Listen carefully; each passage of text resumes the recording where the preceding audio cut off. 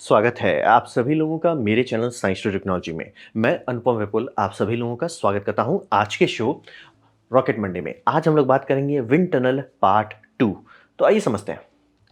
तो आज हम लोग फोकस करने वाले हैं खास तौर पे हाई स्पीड पे, यानी कि सुपरसोनिक और हाइपरसोनिक रेजीम के बारे में हम लोग बात करेंगे। और ये सब रेजीम में काफ़ी चीज़ चलता है, जैसे कि आपका बुलेट्स हो जाए, जेट्स हो जाए, मिसाइल्स हो जाए, रॉकेट हो जाए, री एंट्री व्हीकल हो जाए, यानी जितना चीज़ वापस आता है धरती में, तो वो सब उसी रेजीम से गुजरता है, यानी कि हाइपरसोनिक से। और रॉकेट जब ऊपर जाता है तो मैक्स क्यू जो आप देखते हो ऐसा दिखता है शॉकवेव में।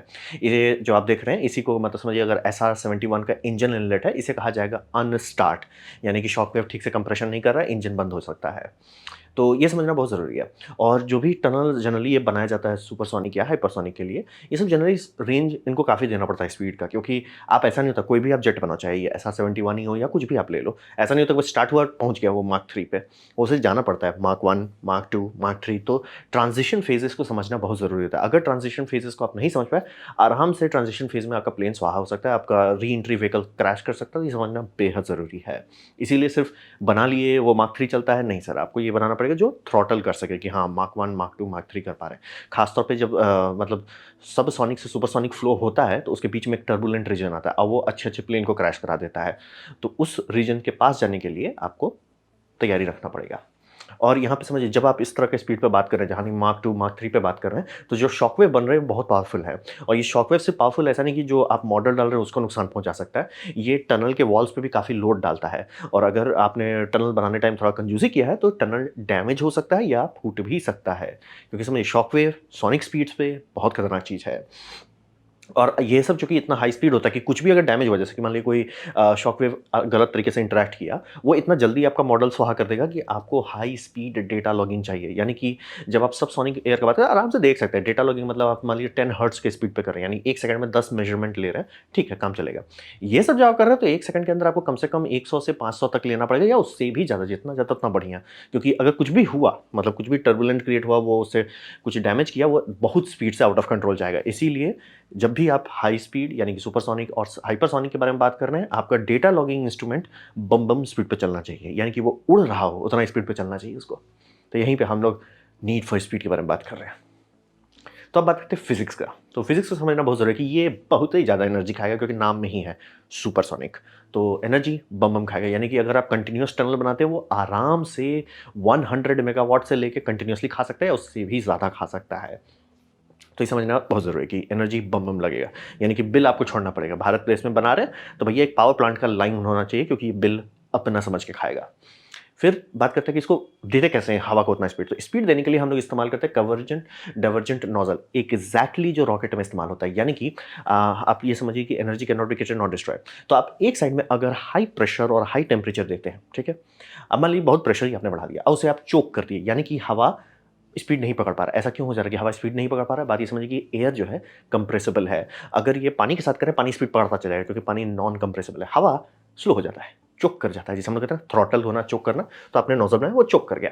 तो ये आप देख सकते हैं कि आपका जो वेलोसिटी है, वो आप मतलब ठूस रहे हैं, ठूस रहे हैं, ठूस रहे हैं, स्पीड बढ़ने की कोशिश कर रहे हैं, लेकिन ये चोक जैसे किया, वो लटक गया कि भैया अब हम और तेज नहीं जा सकते, हमारा तापमान बढ़ने लगेगा। तो ये तो हुआ आपका कन्वर्जेंट नोजल। अब इसके पीछे डाइवर्जेंट आप लगाइए, ठीक है, आपने कन्वर्ज कर दिया, आप डाइवर्ज कीजिए।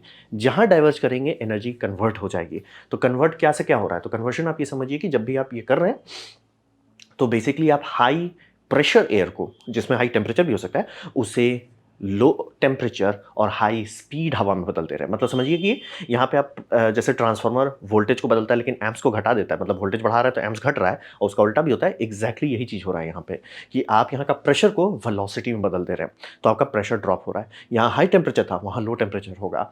यानी कि अगर आप सुपरसोनिक विंड टनल बनाते हैं और उसमें आप एयर को बहुत ठंडा होने दे देते, जैसे मान लीजिए ठंडे के मौसम में आपने चला दिया, आराम से हो सकता है कि यहाँ पे आपका टेम्परेचर 100 डिग्री सेल्सियस था, जैसे ही वो मतलब एक्सपैंड किया, क्योंकि आपने कंप्रेसर से डाला तो आपका हवा गर्म हो गया, आप सोचिए आप खुश।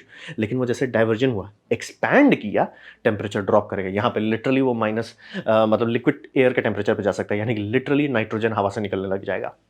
तो ये हुआ है, हम लोग को बाद में समझ में आया कि यहाँ पे आपको रीहीटर डालना पड़ेगा, मतलब कि जो चीज़ उसमें इतनी गर्मी डाल सके। ऑब्वियसली आप कैलकुलेट करोगे कि कितनी, मतलब ड्रॉप करने के बाद भी उतना टेम्परेचर ना घटे। तो ये समझिए, ये इसी से हम लोग स्पीड लाते हैं, यानी कि प्रेशर ठूँसते हैं, प्रेशर को थ्रॉटल करते हैं, मतलब चोक फ्लो बनाते हैं, चोक फ्लो के बाद उसे एक जगह देते हैं कि भैया तुम फ्लो करो, फ्लो करने के बाद उसके पीछे फिर एक ठो दूसरा लगाते हैं जिसे हम लोग कहते हैं सेकंड डाइवर्जिंग नोजल। ये समझ लीजिए एक तरह का डिफ्यूज़र थ्रोट जो हम लोग डालते हैं वो इसलिए रहती है, हवा को अगर हम ऐसे खुला छोड़ दिए, बहुत ज़्यादा प्रेशर डालना होगा तभी यहाँ सुपरसोनिक रहेगा। अगर हम लोग हवा को कन्वर्ट कर लेते हैं कि भैया तुम्हारा स्पीड का काम कम हो गया है, तुम अब धीमा हो जाओ, ताकि ये टेम्परेचर जो ये मतलब जो आपका प्रेशर निकल रहा है दूसरे साइड में, इसको अगर नॉर्मलाइज़ करते हैं तो इनपुट प्रेशर आपका कम हो जाता है, यानी कि इनपुट में आपको 500 मेगावाट की जगह सिर्फ 100 मेगावाट लग गया। इसीलिए सेकंड नोजल हम लोग डालते हैं। ज़रूरी नहीं है, बिना इसके भी बनाया जा सकता है, लेकिन एनर्जी रिक्वायरमेंट भाग जाएगा। तो एनर्जी रिक्वायरमेंट को कम रखने के लिए खासतौर पर जो कंटिन्यूस चलते हैं उसको आपको 2 नोजल्स देने पड़ते हैं। ऑब्वियसली दोनों का डिज़ाइन अलग होता है, लेकिन कारण ये है कि अगर ये 2 नहीं देंगे, बहुत ज़्यादा एनर्जी खाएगा। तो वही समझिए। और ये जो आपका टेस्ट सेंटर होता है, यानी कि जिस जगह पे आपका मेन टेस्टिंग की जा रही है, वहाँ पे आपका नॉर्मल शॉक नहीं होना चाहिए। यहाँ पे ये समझिए कि इस स्पीड पे हवा जो है अलग तरीके से बिहेव करता है, और शॉक वेव जो है उसी को समझना है आपको।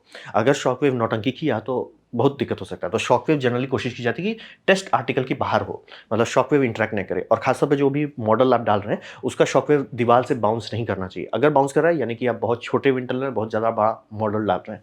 तो मॉडल हमेशा ऐसा सोच के डिज़ाइन जाएगा कि जैसे मार्क 3 पे चल रहा है तो शॉक वेव का कोन कैसा बनेगा, वो कोन क्या टच कर रहा है, मतलब बाउंस कर रहा है, तो रिजेक्ट कर दिया जाएगा रिजल्ट को, बाउंस नहीं करना चाहिए। तो हमेशा वैसे डिज़ाइन किया जाएगा। इसीलिए आप देखें भाई टनल इतना बड़ा है तो इतनी सुन ऑब्जेक्ट क्यों डाल रहे हैं, हो सकता है कि उसका शॉक कोन जो बन रहा है वो दीवार छूने लग रहा है और बाउंस करने का खतरा रहता है, तो इसीलिए छोटा यूज़ किया जाता है।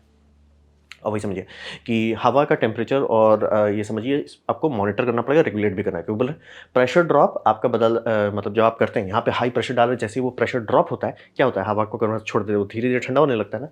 वही समझिए जहाँ प्रेशर ड्रॉप हो रहा है वहाँ टेम्परेचर ड्रॉप भी होगा। लिटरली आप यहाँ से पूरा बम बम गर्म हवा डाले और दूसरे साइड लिक्विड नाइट्रोजन निकल जाएगा, बहुत हाई स्पीड रहेगा लेकिन लिक्विड नाइट्रोजन रहेगा।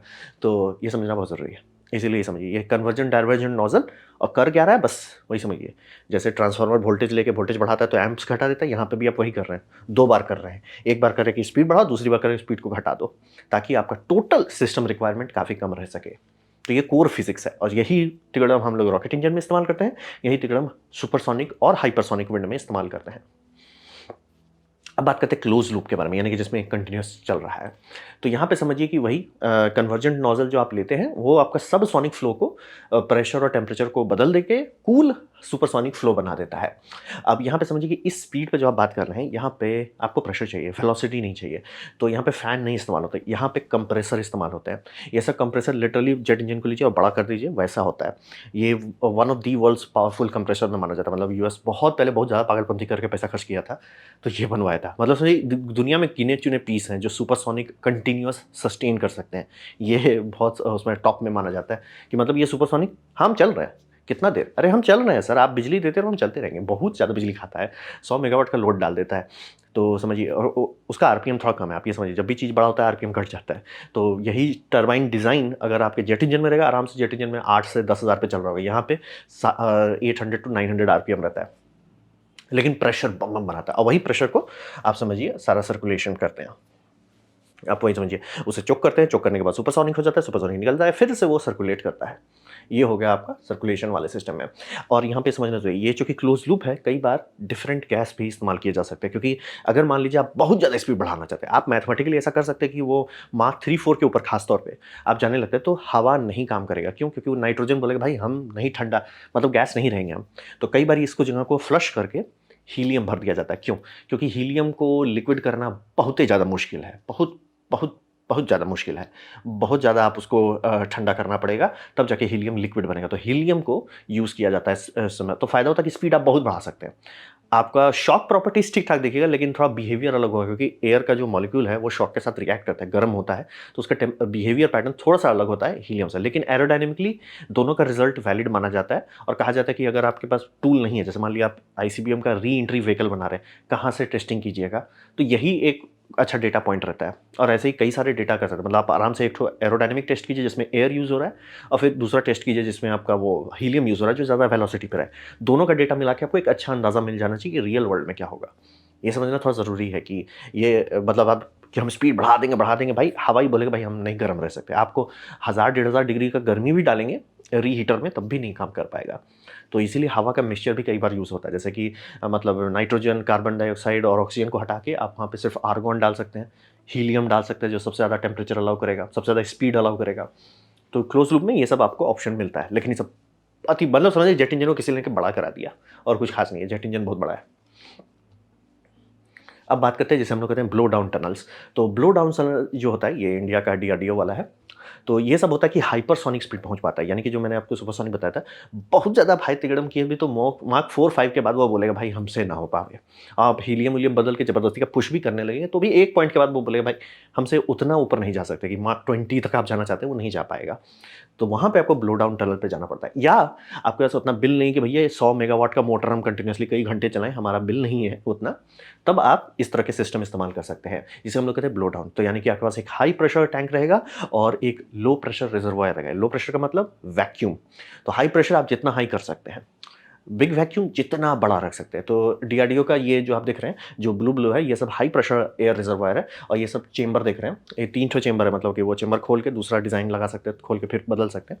अलग अलग स्पीड रेजिम के लिए अलग अलग चेंबर डिज़ाइन होते हैं, वैसे कर सकते हैं। और हाई प्रेशर से आपका गैस निकलता है, लेकिन वो गैस अगर एटमॉस्फेयर से भिड़ा, क्योंकि एटमॉस्फेयर 15 psi वो शॉक वापस आ जाएगा, तो इसीलिए उसे वैक्यूम में डंप करना होता है। और ये बड़े बड़े बॉल्स लगते हैं, मतलब डीआरडीओ वाला डिज़ाइन में बाहर से मुझे कोई फोटो नहीं मिला, लेकिन उसमें से 3 है। और वैसे ही आप देखिए गेस कर सकते हो कि कितना ज़्यादा कैपेसिटी है उसका। तो वही समझिए ज्योमेट्री आपको चेंज करनी होती है, मतलब तभी आप इसका स्पीड का अंतर कर सकते हैं। जैसे मान लीजिए मार्क 6 पे टेस्ट करना है, कैसे करेंगे? ब्रह्मोस का टेस्टिंग करना है, मार्क 4 के आसपास आप रहना चाहोगे, कैसे टेस्टिंग करोगे? तो वही समझिए कि एक हो सकता है कि भैया हम मार्क 4 के लिए हैं, एक हो सकता है आपका मार्क 2 के लिए है, एक हो सकता है मार्क 3 के लिए, आप डिसाइड करोगे उसके हिसाब से। और सुपर स्पीड सेंसर चाहिए, क्योंकि ये सब एक पल्स में काम करता है। आपने जैसे ही दरवाज़ा खोला, और ये दरवाजा धीरे थ्रॉटल नहीं होता, वाल्व नहीं होता, धड़ाक से खोला जाता है, मतलब बहुत हाई स्पीड डोर इस्तेमाल करता है। धट्ट से खोला, सट्ट से हवा निकला, काम खत्म। कुछ सेकंड भी नहीं मिलने वाला, बस इतना स्पीड से। इसीलिए बोला कि ये एरिया नेगेटिव प्रेशर रखेगा तभी ये फ्लो सुपरसोनिक हो हाइपरसोनिक हो पाएगा। और इसमें भी आप कस्टम गैस मिक्स कर सकते हैं अगर आपको ज़रूरत है, क्योंकि हवा जो होना चाहिए वो पूरी तरह से ड्राई होना चाहिए, नहीं तो वो एक कंडेंसेशन बर्फ़ बनने लग जाएगा। और ये पता जैसे SR-71 इतना हॉट था कि उस पर बर्फ़ की टेंशन ही नहीं थी। बाकी सारे प्लेन को बर्फ़ हो सकता है कि अलास्का के ऊपर से उड़ रहा है, बर्फ़ जम रहा है, इस लाइक ब्लैक, बर्फ़ को डेयर कर सकता है कि आई डेयर यू, हम तुम पे डेयर करते हैं, मेरे ऊपर जम के दिखाओ। तो वही समझिए, तो वहाँ पे आप क्या कर सकते हो? वहाँ पे वही दूसरा गैस का मिक्स कर सकते हैं। चाइना अभी रिसेंटली बहुत हल्ला कर रहा है कि हमने हाइपरसोनिक बना लिया। भाई इंडिया तो पहले बना के बैठा हुआ है। मतलब आयरॉनिकली इंडिया 3rd रैंकिंग पे है, USA first, second Russia, 3rd India, 4th China. China अभी रिसेंटली बनाया। अब बात करते हैं इस सब में एक्स्ट्रा क्या क्या लग सकता है। तो वही समझिए, अगर आप बड़ा बना रहे हैं जहाँ पे आप सीरियस हैं और रेगुलर टेस्टिंग करनी है, खासतौर पे आईसीबीएम सब के केस में बहुत पैसे बोले। आईसीबीएम ब्रह्मास्त्र है, हम लोग बस भूल गए कि वो कितना बड़ा ब्रह्मास्त्र है, लेकिन उसके लिए पैसा पानी की तरफ बहाया गया था उसका डेवलपमेंट में। तो अगर वहाँ पे आप टेस्ट करना चाहते हैं तो आपको वेलोसिटी जो है चेंज करना होगा एज अ रेंज। वो वाला सिस्टम नहीं चलेगा आपके लिए कि ठीक है हमने मार्क 2 का टेस्ट किया, मार्क 3 का नहीं। सर, मार्क 2 से 3 में कैसे वो जा रहा है, वो स्पीड रजीम कैसे चेंज कर रहा है, तो वो सब के लिए इस तरह वाले सिस्टम इस्तेमाल। अब ये तो बैंक बैलेंस को बाय बाय कर दीजिए, अगर ये आप ट्राई किए तो।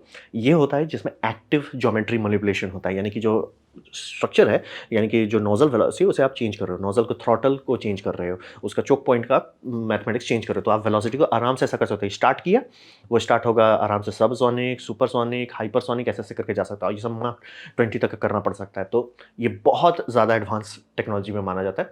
फिर बहुत सारे केस में जहाँ कंटिन्यूस चलाना है वहाँ पे आपको दीवार में छेद दिखेंगे। मतलब दीवार में छेद क्यों है? वो छेद मतलब खुला एम्बिएंट छेद नहीं है कि खुला है वो एटमॉस्फेयर में जा रहा है, वो अभी भी टनल के अंदर है। लेकिन ये सब समझिए बाउंड्री लेयर जो होता है, यानी कि कोई भी चीज़ के ऊपर अगर आप हवा भगाते हैं, कितना भी स्पीड आप ले लीजिए, आप मार्क 100 ले लीजिए, फ़र्क नहीं पड़ता, एक बाउंड्री लेयर बन जाता है। बाउंड्री लेयर क्या करता है, वो बहुत स्लो मूविंग एयर रहता है। तो आपको चाहिए मैथमेटिकल डेटा। मैथमेटिकल डेटा चाहिए आपको हाइपरसोनिक फ्लो का या सुपरसोनिक फ्लो का, यानी कि कोई डेटा यहाँ से यहाँ तक का चाहिए जो एकदम लैमिनर फ्लो है। लेकिन लैमिनर फ्लो दीवार के पास कम हो गया है, तो कहने को आपने बनाया, मान लिया 7 फुट बाय 10 फुट आपने बना लिया, पता चला लैमिनर फ्लो जहाँ है, जहाँ से आप भरोसेमंद डेटा ले सकते हो, वो बहुत छोटा है। तो इसीलिए ये जो बाउंड्री लेयर बन रहा है उसे निकाल दिया जाता है, ब्लीड कर देते हैं कि भैया तुम बहुत ज़्यादा जमा ना हो। ब्लीड कर देने से ये फ़ायदा होगा कि ये जो आपका लैमिनर फ्लो का रीजन है वो बढ़ जाता है। जैसे मान लीजिए ऐसे 80% का फिलिंग रहेगा, वो 90% तक आप ले जा सकते हैं कि भैया पूरा जो बॉक्स आपने बनाया उसमें 90% में लैमिनर फ्लो है, आप इसीलिए ब्लीड होल डाल सकते हैं। कई बार ये होता है कि अगर आप मॉडल बनाएँ, खासतौर पे सुपरसोनिक में ज़्यादा बड़ा मॉडल बनने की जगह नहीं मिलता, तो उसमें आप कितना सेंसर डालेंगे, एक लिमिट रहता है। तो कई बार इसमें प्रेशर सेंसिटिव पेंट इस्तेमाल किया जाता है। ये सब पेंट जो है एक अच्छा से ग्रेडिएंट दिखा देता है कि कहाँ पे प्रेशर बिल्डअप हो रहा है। ऑब्वियसली आप सेंसर डालोगे, सेंसर से ही डेटा कोलरेट करोगे, लेकिन पेंट जो है आपको एक ओवरऑल पिक्चर दे देता है। छोटा-छोटा माइन्यूट डिटेल भी क्लियर कर देता है। वही करें। और ये सब में प्रिपरेशन बहुत लगता है, बहुत ज़्यादा लगता है। मतलब कि भले आपको 1 घंटे का ही टेस्टिंग करनी है, लेकिन उसके लिए आप आराम से 1-2 हफ्ता तक का टेस्टिंग ट्रायल लग सकता है, सेटअप लग सकता है। बहुत फजीयत वाला चीज़ है ये सब। और यही समझिए कि इसमें सेफ्टी बहुत मिलेगी, क्योंकि अगर आप मार्क 2 या 3 पे चल रहे हैं, कुछ भी टूटा आपका मॉडल है, जो कि होता है, मॉडल आपने डाल रहा है, कोई भगवान का बनाया हुआ चीज़ नहीं है, टूट ही सकता है और टूटता भी है। एक तो अगर आप वीडियो खोजना चाहेंगे तो SR-71 का मॉडल कोई लेके टेस्ट कर रहा था, वो टूट गया। तो होता है। अब सोचिए कि वो मार्क 2 पे फेंका आएगा, कोई भी चीज़ से टूटा, मार्क 2 वो बुलेट स्पीड है। वो सीधे किसी भी चीज़ को डैमेज कर सकता है, बिल्डिंग-विल्डिंग को डैमेज कर सकता है, आपके टरबाइन ब्लेड्स को स्वाहा कर सकता है, और वो सब करोड़ों का चीज़ होता है। उसे आप डैमेज नहीं करना चाहोगे।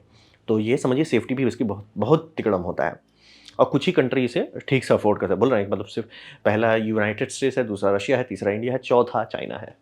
तो ये सब एक्स्ट्रा भी लगता है, मतलब ऐसा नहीं बस बना लिए, नहीं सर जी, आपको हवा को साफ भी करना पड़ेगा। ये ज्योमेट्री बनाने की कोशिश किया तब तब आपके पास बहुत गहरा पॉकेट है। अगर आप ये ट्राई मार लिए, सर जी आपका पॉकेट सही में गहरा है। एक होता है ना मेरा बड़ा है और मेरा सही में बड़ा है, ये है तो आपके पास मेरा सर सही में बड़ा है।